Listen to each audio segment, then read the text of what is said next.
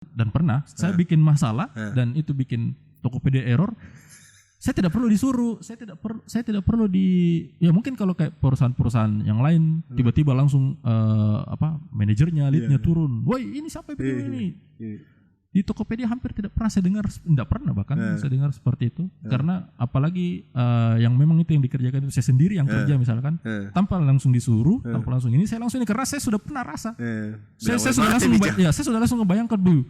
Bagaimana ini orang yang mau menggunakan fitur ini dan gara-gara saya salah mereka tidak bisa pakai. Bagaimana kalau misalkan uang yang mau dia cairkan itu untuk beli susunya anaknya misalkan atau untuk dia bayar cicilannya misalkan dan gara-gara saya itu tidak terbayar, itu bebannya setengah mati. Dan menurutku value-value yang diturunkan Pak William dan sampai ke saya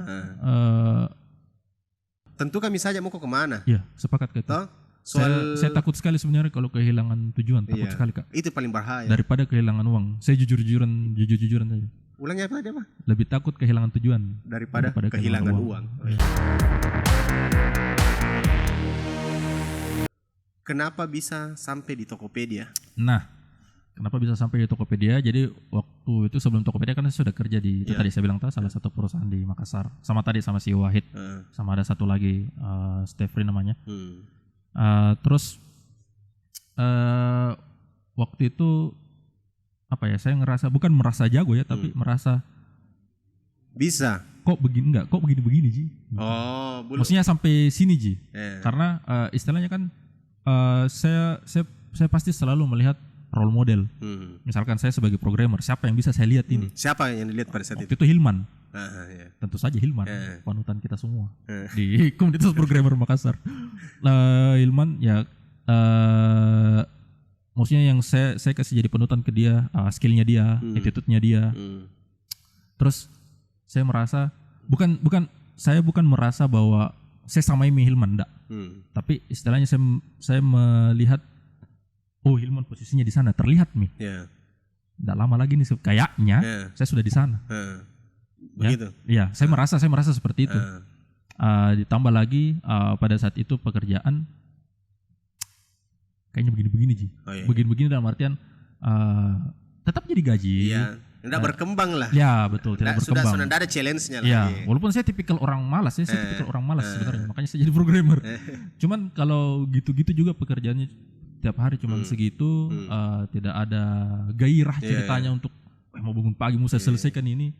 Saya merasa agak-agak ini. Nah, sekarang bagaimana caranya untuk bisa bertumbuh? Iya, bisa bertumbuh. Waktu itu saya lihat salah satu acara yang dibuat sama Tehin Asia. Waktu itu nama acaranya, itu acaranya baru pertama kali. Di mana? Di Jakarta. PDC namanya, Product Development Conference. Itu online ini? Enggak dong. Kesana? Iya, offline. Pada saat itu saya lihat acaranya, saya lihat rundown-nya. Wih, bagus kayaknya ini. Mungkin saya butuh ke sana untuk melihat-lihat kayak begitu. Jadi berarti ada one ticket ini. Pada saat itu belum belum ada ceritanya untuk itu karena kan jarak dari pengumumannya itu ke acara agak lama. Jadi istilahnya ada juga semacam tiket early bird segala macam. Ya pokoknya gitulah teknik marketingnya Jadi udah jauh-jauh hari. Kayaknya sekitar 6-5 bulan lah sebelum acara. Sudah ada informasinya. Sudah ada informasi saya lihat tuh kayaknya bagus ini kalau ke sana. Untuk sekadar buka wawasan. Jadi pada saat itu goalsnya adalah saya mau tahu ini yang di luar ini bagaimana sih sebenarnya karena scoop di kepala aku ini di sini jadi Makassar gitu, cuman di Makassar. Betul sekali. Harus memang maksudnya keluar dari tempurung. Ini karena kalau dalam tempurung kita mentok di situ. Iya, dan jangan sampai saya merasa jago mak. Wah itu saya hindari sekali sebenarnya. Sama jatuh juga online juga sebenarnya itu kurang efektif Kim. Dia karena pada saat kita hadir yang seperti itu bukan hanya knowledge tapi energi. Iya, energinya transfer betul. knowledge bukan hanya kalau online transfer knowledge dapat, tapi transfer energi tidak dapat. Iya betul, itu saya setuju. Karena ada di situ ketemu energi orang yang haus semua makan informasi ilmu. Betul. Jadi goalsnya saya pada saat itu mau datang karena itu. Setelahnya saya mau lihat yang di luar bagaimana kayak sebenarnya. Bagaimana kayak ini? Apa yang bisa kita buat gitu dengan skillku yang seperti ini gitu. Nggak jago aja tapi ya bisa lah kalau disuruh itu seperti itu. Bisa buka HTML dalam kurung tutup garis miring. Kayak begitulah. Nah akhirnya pada waktu itu alhamdulillah kita dapat project lah pada saat itu, angkanya lumayan sama tim waktu itu. Jadi sudah bermimpi dulu, ya. Tiba-tiba dikasih ketemu lagi. Iya ada project. Jadi intinya harus bermimpi dulu di soal uang dapat dari mana. Jangan bukan urusanmu itu di. Iya saya sebenarnya setuju dengan itu. Toh? Iya. Tentu kami saja mau kemana. Iya sepakat ke itu. Toh? Saya takut sekali sebenarnya kalau kehilangan tujuan, takut sekali Kak. Itu paling bahaya. Daripada kehilangan uang. Saya jujur-jujuran saja. Ulangnya apa dia, Pak? Lebih takut kehilangan tujuan daripada kehilangan uang. Iya. Bagus nih masuk TikTok ini, foto nih. Iya. Jangan lupa anunya tuh teksnya. Nah, terus akhirnya jadi tuh project selesai. Terus saya bilang lah sama istri. Saya mau begini, alhamdulillah istri support lah. Walaupun semua urusan keuangan saya serahkan sama dia karena dia memang lebih mengerti dan lebih jago. Beda dengan saya yang berapa ada di rekening, aduh saya enggak tenang kalau udah habis. Apalagi ada diskon. Iya, aduh. Nah kayak begitulah. Jadi akhirnya saya bikinlah itinerary-nya sehemat mungkin, gitu toh. Maksudnya biaya perjalanannya. Iya, biaya perjalanannya, rencana perjalanannya kayak begitu. Saya bilang sama istri saya butuh sekian. Nah pada saat itu saya kenal dengan salah seorang dokter juga, dokter di Makassar, namanya Dokter Arif yang punya klinik. Terus beliau juga tertarik. Beliau suka coding juga? Enggak, beliau hustler istilahnya, bisnis dia. Beliau tertarik, beliau tanya ini acara apa? Saya bilang ini acara yang bahas tentang produk, mungkin lebih ke startup gitu, bagaimana mereka mendevelop produknya, apa kendalanya. Terus kalau dari saya kan ada juga ada panel kelasnya untuk teknikal, jadi saya bisa masuk di situ. Kalau produknya kayak begini, kita buildnya caranya bagaimana, itu pakai apa? Oh, secara teknikal ya? Secara teknikal. Jadi ada dibahas secara teknikal, secara bisnis gitu. Kalau Dokter Arif ke bisnisnya? Iya, kayak begitu. Nah, terus dia beli tiket pada saat itu yang early bird. Jadi harganya itu satu tiket sekian juta. Tapi yang beli early bird itu langsung dapat 2. Kenapa bisa? Enggak tahu. Lagi beruntung. Iya, enggak, promonya lah pada saat itu. Promo, ya? Iya. Jadi dia beli satu, dapat satu lagi. Dapat 2, satunya dikasih ke saya. Jadi saya sudah dapat tiketnya. Tiket untuk masuknya ya ceritanya. Itu lebih pentingnya sebuah tujuan kita udah tahu sebenarnya. Iya, betul. Betul. Saya ulangi, memang lebih bagus kehilangan uang daripada kehilangan tujuan. Terus aman tiket masuknya. Jadi sebenarnya itu acaranya itu HNI Asia itu tidak ada yang murah. Kalau kita bisa lihat harga tiketnya, jarang sekali yang di bawah 1 juta harganya, pasti di atas. Jadi orang yang kesana itu niat memang. Jadi ada memang orang dari sekali maunya pokoknya kalau perlu pinjam uang dulu ke sana. Sepenting itulah acaranya dan seberbobot itu memang acaranya. Nah, akhirnya saya aturlah untuk beli tiket, nginap di mana, saya cari yang dekat dengan ini supaya tidak banyak transport kan. Cuma butuh naik Gojek 1 kali. Pokoknya saya perhitungkan lah semuanya. Pas sampai di sana saya bilang, wah, ternyata ini yang selama ini saya lakukan di Makassar ini tidak, bahkan sampai setitik debu kayaknya tidak terhitung. Tidak terhitung. Tidak dianggap. Debunya debu di. Iya, debunya debu. Saya bilang, wah ternyata ini di luar Makassar, waktu saya di Jakarta sebegininya mereka membuat produk, sebegininya mereka punya skill, mendevelop skill segala macam. Dan waktu itu saya berpikiran kayaknya bagus kalau saya lihat peluang, siapa tahu bisa ke Jakarta begitu tuh dengan skill yang seperti inilah pada saat itu.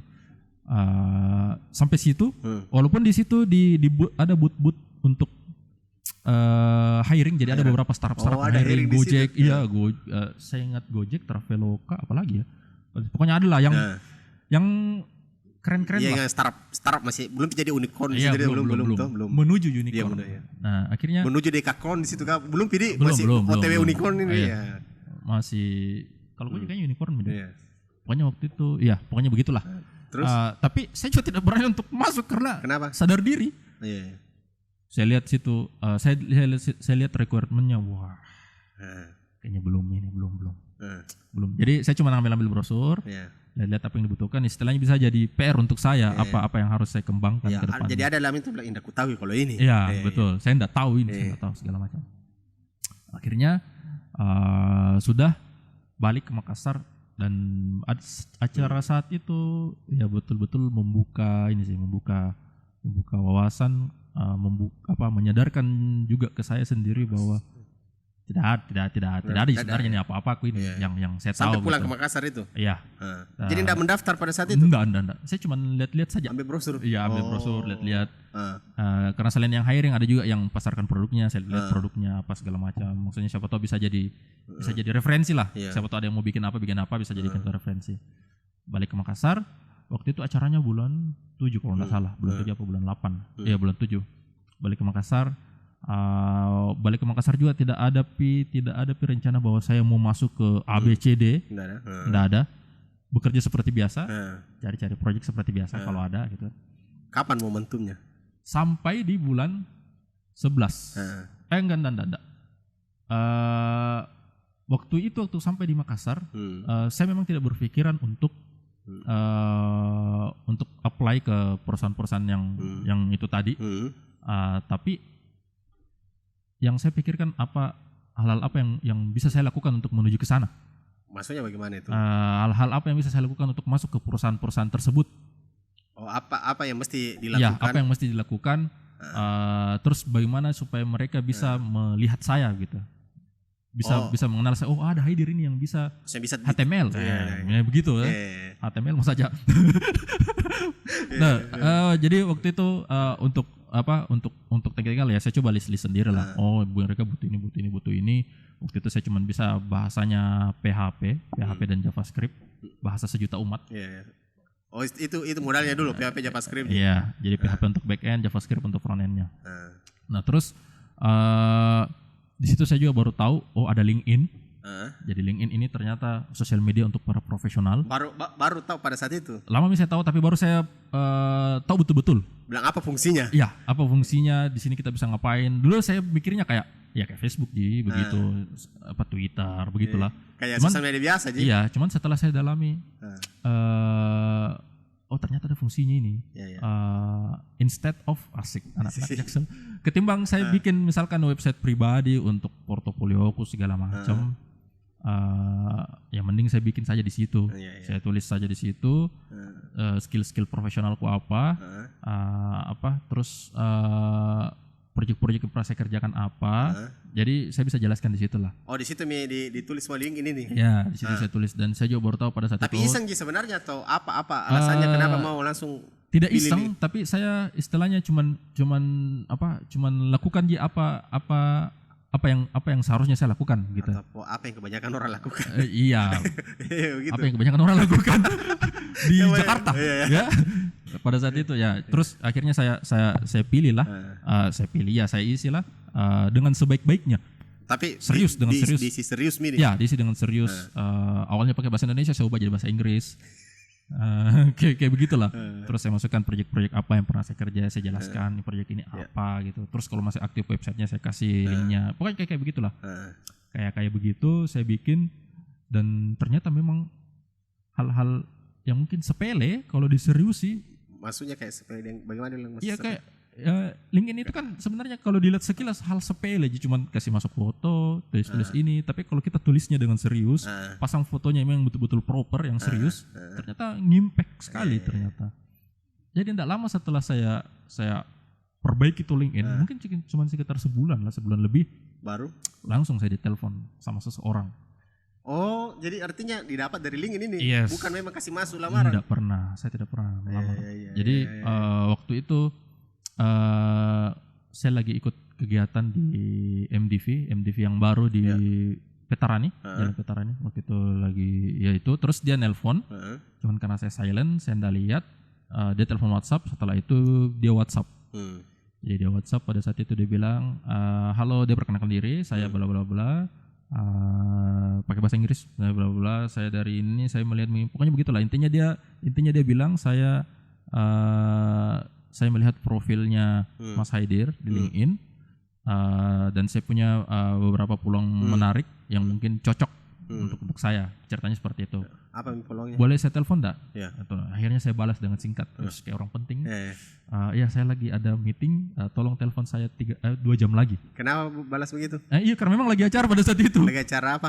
Lagi acara, saya lupa ikut apa ya di situ ya. Jadi lagi ada acara di situ. Iya, lagi ada event di situ, saya jadi peserta. Jadi pada saat itu sudah mau selesai sebenarnya jam 5. Cuman saya bilang malam lah sekalian telepon jam 7 waktu Makassar. Jadi saya bilang saya minta 2 jam. Iya. Dia balas oke. Saya pikir cuman iseng-iseng begitu, maksudnya enggak malah saya berpikir waktu itu sales in mungkin atau apa. Oh maksudnya enggak sangka bilang ini. Iya, ternyata dia talent hunter. Dia yang cari talent. Jadi waktu itu dia nelpon saya jam 7, ngobrolnya cukup lama kayak orang pacaran. Setengah jam lebih bahkan ya. Begitu caranya dia. Jadi bahasa dia Indonesia Ji. Iya bahasa Indonesia Ji. Jadi dia melakukan assessment sederhana ke calon talent yang dia telepon. Dia nanya ke saya kegiatannya apa, sudah berapa lama, terus misalkan dalam membuat aplikasi atau website itu pakai bahasa apa, Mas Hadir pernah pakai ini enggak, pernah pakai tools ini enggak, kalau misalkan kayak begini pernah enggak ya, jadi dia kayak semacam assessment. Di ujungnya, di endingnya dia bilang, ini salah satu klien saya Tokopedia, ini lagi butuh software engineer. Kalau dari yang Mas Haider jelaskan tadi, ini sepertinya cocok. Mau coba saya bantu untuk masukkan CV-nya enggak? Kalau ya, saya minta update CV terbarunya. Nanti saya langsung teruskan ke sana.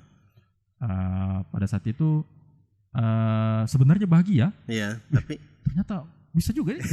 Cuman ada gunanya link ini gitu. Iya, cuman apa ya, saya tidak mau juga ya mungkin karena faktor efek-efek pernah berusaha kemarin, maksudnya selalu meletakkan ekspektasi, tapi pokoknya pada saat itu saya tidak ada ekspektasi apa-apa. Oh, maksudnya bilang kalau lulus tidak. Iya, jadi pada saat itu saya bilang oke, kasih saya waktu 1 hari 2 hari untuk menyelesaikan CV-nya, dan ternyata saya langsung kerja pada saat itu. Saya langsung kerjakan memang. Saya langsung kerjakan, saya review, besoknya saya kirim. Dan ya saya nothing tulus, tidak menggebu-gebu sekali bahwa saya harus masuk. Jadi pada saat itu saya bikin goals singkat. Saya mau tahu kalau kita masuk ke perusahaan kayak Tokopedia gitu atau semacamnya lah. Mereka lihat apa sih ke kita gitu. Apa yang dia lihat, apa yang dia butuhkan sih ke kita gitu. Skill-skill apa sih yang jadi istilahnya mau diterima atau tidak saya tidak mau rugi. Ada yang harus saya bisa pelajari. Iya, ada yang harus saya bisa ambil gitu.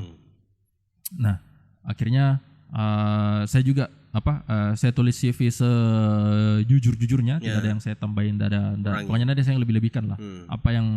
Saya menulis apa yang bisa saya pertanggungjawabkan. Itu nothing tulus juga, saya juga tidak itu tadi, tidak mengira bahwa perusahaan sebesar Tokopedia akan setidaknya mengontak saya gitu untuk ikut tes saja dulu gitu. Sejujurnya tidak, karena ya kembali lagi saya bukan mengecilkan diriku, tapi setelah saya ke Jakarta kemarin saya luar biasa ini orang di sana. Semangatnya luar biasa saya. Terus akhirnya setelah saya kirim, saya kasih ke ke orang LinkedIn tadi. Mungkin sekitar 3-4 hari.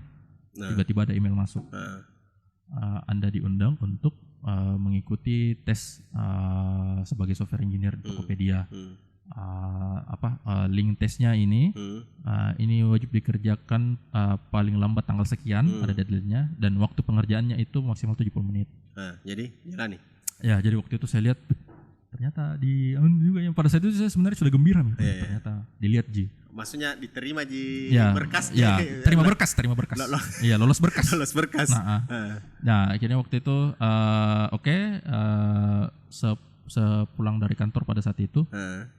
Sepulang dari kantor saya pergi cari tempat yang cukup tenang lah untuk mengerjakan itu soal.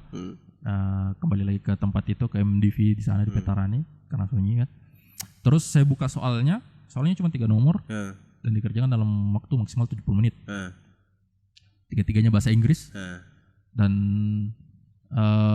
soal yang diberikan itu sebenarnya soal sehari-hari, Maksudnya soal yang berdekatan aja dengan kita selama ini sehari-hari. pekerjaannya lah. Enggak sih, enggak dengan Apa itu soalnya paling ingat? kayak begini. Kayak kita dulu biasa di SD, SMP atau SMA kalau soal matematika ada soal cerita. Oh, begitu. Ya kayak begitu. Misalnya si Ibu Budi ke pasar membeli 5 buah mangga gitu. Ketika perjalanan pulang ke rumah, mangganya 2 jatuh. Sisa berapakah mangganya? Begitu. Sederhananya begitu. Ya, terus di soalnya itu kurang lebih kayak begitu. Cuman lebih di ini kira lebih apa ya? Lebih susah pasti. Cuman memang dekat ke kita sehari-hari. Dia latih logika atau begitu. Ya, dia minta logika berpikir kita atau seperti itu. Dia mengebahas soal dadu, soal apa lagi ya? Yang saya paling ingat sih itu soal dadu lah. Dia bermain dadu terus aturannya begini. Itu semua saya kerjakan. Karena kan bahasa pemrograman itu kan banyak sekali, ada sekian puluh sekian ratus lah. Dan dia tidak mensyaratkan bahasa programan tertentu. Intinya saya kasih masalah, kau selesaikan. Mudah selesai, cerita selesai. Ya, jadi 3 soal itu saya kerjakan. Dari 3 soal itu, soal nomor 1 saya yakin 100% benar. Soal nomor 2 50-50. Soal nomor 3 itu ada 3 case-nya di dalam. 2 case-nya benar, 1-nya salah. Cuman karena habis waktu ya sudah saya submit saja. Saya submit dan karena saya lihat kondisi soalnya seperti itu, karena kan saya lihat kondisi soal yang saya kerjakan, ya udah saya nothing tulus me. Kayaknya udah lulus gini, kasalin nomor 3. Salah nomor 3. Saya kerjakan, saya sambil catat-catat apa yang apa yang ditanyakan tadi. Pulang. Sudah itu saya lupakan nih. Karena saya bilang, saya berpikir udah lulus. Iya. Lanjut kerja. Lanjut lagi kerja. 2 hari, 3 hari kemudian telepon.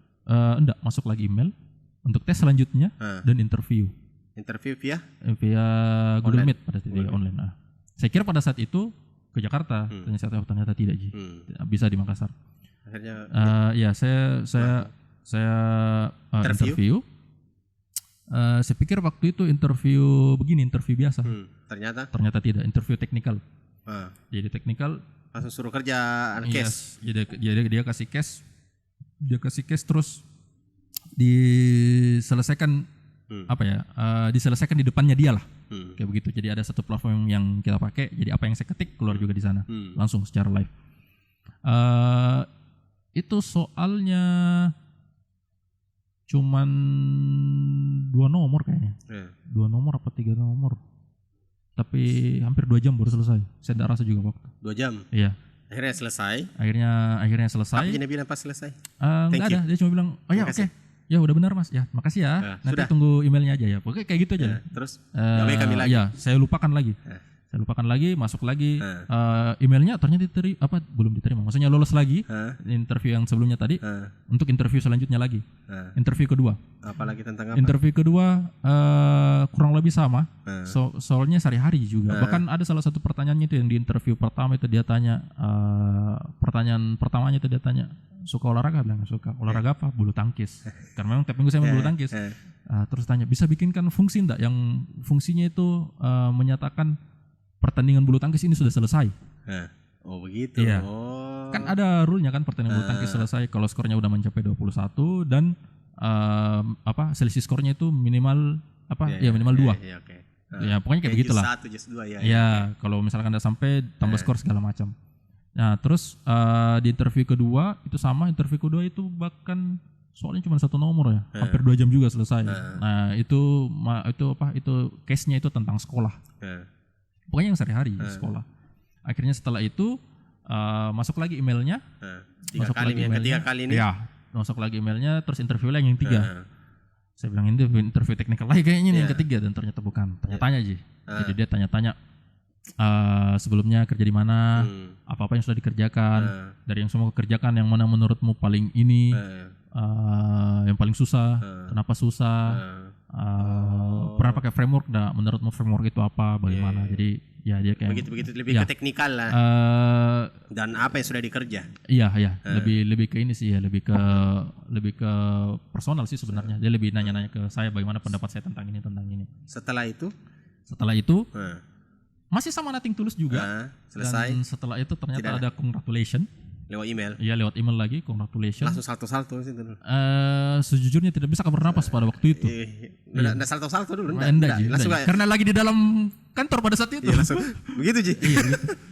Jadi apa nih yang kayak bahasanya nama Makassar tiba-tiba dumba-dumba sekali yang sesak sekali nafas. Enggak langsung mau berak begitu langsung. Iya, kayak begitulah. Ada rasa-rasanya. Saya langsung berdiri sempat jalan-jalan dulu terus kembali lagi duduk baca baik-baik, baca ulang. Betulan jadi kan. Iya, betulan. Terus dia sudah dia bakal minta slip gaji saya yang terakhir di tempat kerja saya berapa ekspektasi salary yang diminta. Saya tanya ke istriku, ini saya mau minta berapa? Minta begini saja, jangan terlalu tinggi, masih jelek skill. Pokoknya saya begitulah. Seperti itu. Terus saya minta, saya tulislah sebuah angka. Tidak lama kemudian dibalas kembali dan saya dikasih angkanya lebih tinggi. Tambah tidak bisa bernapas. Maksud tapi ditulis angkanya sudah lebih tinggi itu di atas gaya pekerjaannya di hari itu. Di atasnya kali-kali lipat. Iya, maksudnya penulisan angka pertamanya itu. Iya, sudah. Oh iya, yang saya tulis. Yang ditulis toh? Yang saya tulis beberapa kali lipat. Sudah lebih daripada pekerjaannya pada saat itu. Iya. Nah, tapi ternyata dikasih lebih lagi. Naik lagi. Iya. Di situ tambah antara di situ tiba-tiba saya langsung merasa beban sebenarnya. Bila mati maksudku, bisa jika ini. Iya, maksudku setinggi ini ke ekspektasi ini Tokopedia ke saya gitu, sehingga memberikan salary seperti ini yang menurutku di luar nalar pada saat itu. Di luar harapan. Nah, di luar, ya semua harapannya pasti maunya ke sana. Cuma luar nalar maksudku, maksudku beyond ini sebenarnya beyond ini sudah di luar ini karena saya melihat kondisiku saat itu. Istilahnya saya bisa mengukur diriku lah. Hal apa yang bisa saya kerja gitu. Hal apa yang saya tahu terus tiba-tiba langsung dihargai segitu. Saya bilang saya bilang pada saat itu jadi pas sudah dikasih offering letter, saya tinggal print saja, print tanda tangan kirim balik, resmi lah. Iya, langsung resmi. Jadi kapan pergi mulai kerja? Jadi pada saat itu saya diterimanya itu bulan 10. Iya, bulan 10 saya minta one man notice 30 hari setelah dari situ. Jadi pada saat itu saya masuk hari pertama itu tanggal 12 November. Di situ pertama kerja. Ya, 12 November 2018. Apalagi pasti langsung dengan budaya baru. Iya, itu luar biasa sih, semuanya berubah. Kalau dari tadi yang sempat saya singgung salary ya nasamilah. Sudah barang tentu. Tapi masalah pace kerjanya mereka, vibe-nya di sana, budaya mereka. Sejujurnya saya kaget sekali. Maksudnya culture shock lah. Dengan apa yang biasa saya lakukan di sini. Iya, saya lakukan di sini, pas sampai di sana, wah gila sih. Apa paling mengesankan budaya yang tidak sulit dilupakan di waktu pertama di sana? Mereka itu terlihat santai, malah lebih santai dari yang saya di sini, tapi total. Maksudnya total produktif gitu? Iya, ya bisa dibilang begitu sih. Santai itu maksudnya bagaimana? Duduk-duduk juga? Iya, maksudnya kesannya kalau kita lihat. Tapi ternyata pusing di bawah. Santai, headset naik setengah gitu, malah ada yang ada sambil naik kaki, malah ada yang kebiasaannya itu tidur ngorok di meja. Nggak dimarahi itu kalau ngorok tidur kerja di Tokopedia itu? Enggak. Tapi bagaimana biasanya dia ukur gitu ceritanya pekerjaan? Kan untuk di sana kan metode yang kita pakai untuk bekerja itu ada namanya sprint kan. Sprint itu sprint. Jadi metode sprint itu kan kita pasti ada sprint meeting, biasanya per 2 minggu atau per minggu. Umumnya sih per 2 minggu. Jadi di sprint meeting itu kita udah list tas-tas apa yang akan selesai dalam satu sprint dalam 2 minggu itu. Oh begitu. Iya. Jadi dan itu kan metode sprint kan kalau misalkan kayak misalkan Iskandar Cita, ini ada tas bikin form misalnya, bikin form itu bisa selesai berapa hari ya? Jadi bukan saya yang tentukan, yang mau mengerjakan yang tentukan. 2 hari lah dengan testing misalnya. Ya udah 2 hari ditulis 2 hari, begitu. Jadi metode sprint seperti itu. Jadi itu sprint intinya kayak kalau ada tentukan langsung ditulis harinya. Iya langsung. Jadi setiap orang itu udah project begitu iya. Jadi metode sprint itu kan dari sebuah goals besar dipecah dari goals kecil. Nah goals kecilnya itu yang dimasukkanlah ke sprint. Jadi terus kalau tidak tercapai kenapa? Yang ditentukan. Kalau tidak tercapai, misalnya 2 hari ternyata molor lah ke 3 hari. Sebenarnya begini, pada saat kita sprint meeting itu kan langsung kita bikin target untuk 2 minggu, ya kan? Dalam 2 minggu itu yang kita mau selesaikan ABCD misalkan. Jadi kalau misalkan tidak selesai ini ABCD, itu kan pasti kita breakdown. Kenapa tidak selesai? Misalkan di tengah-tengah minggu tiba-tiba ada insiden, ada insiden high priority misalkan. Kalau ada high priority, ini sprint kita kasih pinggir semua, selesaikan ini. Dikerjakan sama-sama. Iya, dikerjakan sama-sama atau siapa yang ditunjuk untuk mengerjakan itu. Jadi apa ya? Jadi kalaupun tidak selesai, bahasa kasarnya sih tidak apa-apa Ji. Iya, enggak apa-apa Ji. Enggak ada maksudnya punishment-nya. Punishment, kalau punishment secara langsung misalkan udah selesai sprint potong gaji, enggak selesai tas potong gaji, enggak seperti itu sistemnya. Enggak begitu ya. Ada juga sendiri penilaian untuk performance-nya. Tapi tetap ada bonus juga. Ada. Kalau bagus performanya. Jadi begini sprint maksudnya yang disepakati ke dalam satu tim begitu, dipecah-pecah. Tapi malu juga sebenarnya di budaya sekali. Kita bilang Corona ada cerita 2 hari baru lamanya penuh selesai gara-gara kamu ini anumu lagi dibantu. Biasa begitu toh? Iya, biasa begitu. Cuman untuk nge-track itu misalkan kalau ada kendala di tengah-tengah, tiap hari itu kita laksanakan juga namanya daily stand up. Walaupun tidak semua tim seperti itu sih, tapi pada umumnya begitu. Biasa tiap hari atau tiap 2 hari. Apa daily stand up? Jadi daily stand up misalkan anggaplah misalkan kita sprint hari Jumat meeting sprint meeting hari Jumat untuk 2 minggu ke depannya. Sabtu Minggu libur, Senin kan masuk kerja. Nah, Senin itu sebelum masuk kerja, tergantung kesepakatan sih. Sebelum masuk kerja atau misalkan jam makan siang atau sore pas kalian mau pulang, kita bikin kayak daily stand up begitu. Di daily stand up itu hari ini kita ngapain, bikin apa. Hari ini misalkan hari ini saya kerja tas ini, tapi saya dapat kendala di sini-sini, saya sudah hubungi tim ini. Jadi sejauh ini progresnya baru sampai sini. Begitu seterusnya. Jadi dalam satu misalkan 5 orang. Jadi setiap hari Senin itu? Tiap hari sih. Tiap hari. Jadi apa yang kita lakukan hari itu sebenarnya. Tapi sekarang bagaimana pas online? Ya sama aja online. Online aja ada begitu? Iya, yang kita sepakati. Di jam berapa? Terserah sih, terserah satu timnya mau apa. Satu tim berapa orang itu begitu? Macam-macam, ada 5, ada 3. Tapi biasa diacak lagi, pindah lagi timnya begitu? Atau terus timnya sampai sekarang?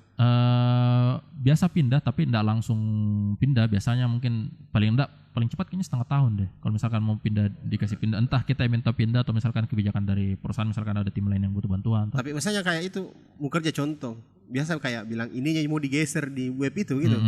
Ya, kalau front end begitu. Kalau saya kan back end beda. Back end itu apa ya sederhananya? Engine-nya, mesinnya lah. Mesinnya yang saya oprek-oprek. Ada aja memang tim untuk front end-nya begitu. Ada. Jadi ini yang bagaimana bekerja nih? AI-nya logikanya enggak. Beda lagi. Lain lagi tim IA itu. Iya, beda-beda timnya. Dia itu yang serancang itu membaca bagaimana ini maksudnya kebiasaannya konsumen di situ. Penggunanya Tokopedia.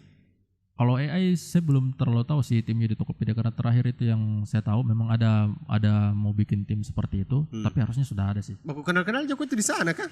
Kalau dalam satu satu lantai iya. Tapi kemungkinan besar boleh. Tapi kalau beda lantai, kayaknya susah. Terlalu banyak nakamannya. Nakamannya ada sekian ribu orang. Oke, sebagai penutup ini, apa pendapatmu atau menurutmu tentang seorang William? Pak William Tanuwijaya. Pak William itu visinya terhadap Indonesia melalui Tokopedia itu yang menurutku bikin bukan cukup sih, bahkan sangat betah untuk di Tokopedia. Karena visinya itu kayak bisa nyampe ke kita, energinya bisa sampai ke apa yang biasanya sampaikan gitu. Nah, kenapa kayak harus sekali kok sama dia?